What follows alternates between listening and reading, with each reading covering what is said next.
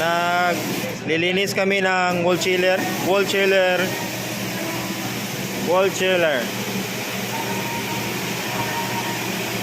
Ito po guys, sobrang madumi na kaya kailangan na i-cleaning. Ito pala yung bossing ko, pinatira ko. Committee. Dito, busing. Oo.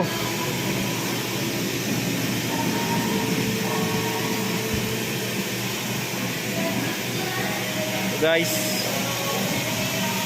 tawag po dito ay wall chiller. Ito po yung mga nilalagyan ng item na mga gulay, kamatis, kalamansi at iba't iba pang uri ng mga vegetables. Ito po yung bossing ko. From Maynila pa to, Las Piñas. Kinuha ng taga Davao kasi